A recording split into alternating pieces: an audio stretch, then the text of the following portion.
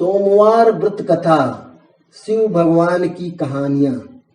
किसी नगर में एक साहूकार रहता था। उसके घर में धन की कोई कमी नहीं थी, लेकिन उसकी कोई संतान नहीं थी, जिस वजह से वह बेहद दुखी था। पुत्र प्राप्ति के लिए वह भगवान शिव प्रत्येक सोमवार व्रत रखता था और पूरी श्रद्धा के साथ शिवालय में जाकर भगवान शिव और पार्वती जी की पूजा करता था। उसकी भक्ति देखकर मां पार्वती प्रसन्न हो गई और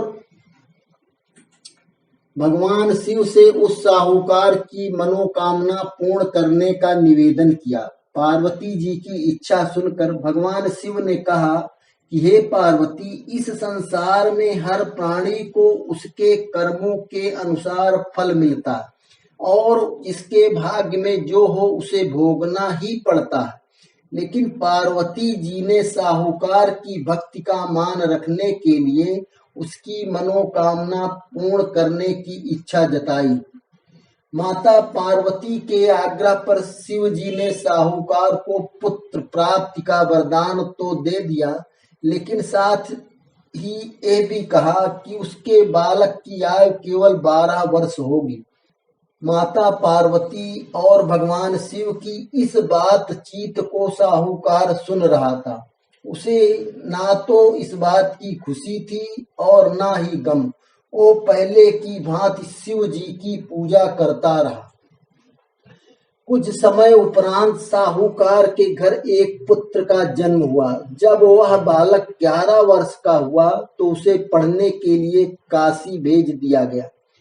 साहूकार ने पुत्र के मामा को बुलाकर उसे बहुत सारा धन दिया और कहा कि तुम इस बालक को काशी विद्या प्राप्ति के लिए ले जाओ और मार्ग में यज्ञ कराओ। जहां भी यज्ञ कराओ वहीं पर ब्राह्मणों को भोजन कराते और दक्षिणा देते हुए जाना। दोनों मामा भांजे इसी तरह यज्ञ कराते और ब्राह्मणों को दान दक्षिणा देते काशी की ओर चल पड़े। रास्ते में एक नगर पड़ा, जहां नगर के राजा की कन्या का विवाह था, लेकिन जिस राजकुमार से उसका विवाह होने वाला था वो एक आंख से काना था। राजकुमार के पिता ने अपने पुत्र के काना होने की बात को छुपाने के लिए एक चाल सोची। साहूकार के पुत्र को देखकर उसके मन में एक विचार आया। उसने सोचा, क्यों न इस लड़के को दूल्हा बनाकर राजकुमारी से विवाह करा दूं।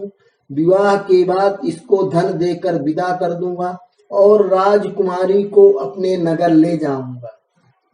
लड़के को दूल्हे का वस्त्र पहनाकर राजकुमारी से विवाह कर दिया गया, लेकिन साहूकार का पुत्र एक ईमानदार शख्स था। उसे ये बात न्याय संगत नहीं लगी। उसने अवसर पाकर राजकुमारी की चुन्नी के पल्ले पर लिखा कि तुम्हारा विवाह मेरे साथ हुआ है, लेकिन जिस राजकुमार के संग तुम्हें भेजा जाएगा वो एक आंख से काना है। मैं तो काशी पढ़ने जा रहा हूँ। जब राजकुमारी ने चुन्नी पर लिखी बातें पढ़ी तो उसने अपने माता पिता को यह बात बताई। राजा ने अपनी पुत्री को विदा नहीं किया, जिससे बारात वापस चली गई। दूसरी ओर साहूकार का लड़का और उसका मामा काशी पहुंचे और वहां जाकर उन्होंने यज्ञ किया। जिस दिन लड़के की आयु 12 साल की हुई उसी दिन यज्ञ रखा गया। लड़के ने अपने मामा से कहा कि मेरी तबीयत कुछ ठीक नहीं है। मामा ने कहा कि तुम अंदर जाकर सो जाओ। शिव जी के वरदानुसार कुछ ही क्षणों में उस बालक के प्राण निकल गए। मृत भांजे को देख उसके मामा ने विलाप शुरू किया। संयोग बस उसी समय शिव जी और माता पार्वती उधर से जा रहे थे। पार्वती ने भगवान से कहा, प्राणनाथ, मुझे इसके रोने के स्वर सहन नहीं हो रहा। आप इस व्यक्ति के कष्ट को अवश्य दूर करें। जब शिवाजी मृत बालक के समीप गए तो बोले कि यह उसी साहूकार का पुत्र है जिसे मैंने 12 वर्ष की आयु का वरदान दिया।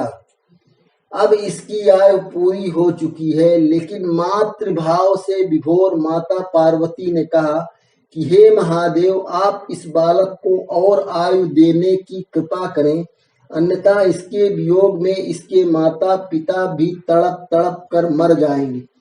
माता पार्वती के आग्रह पर भगवान शिव ने उस लड़के को जीवित होने का वरदान दिया।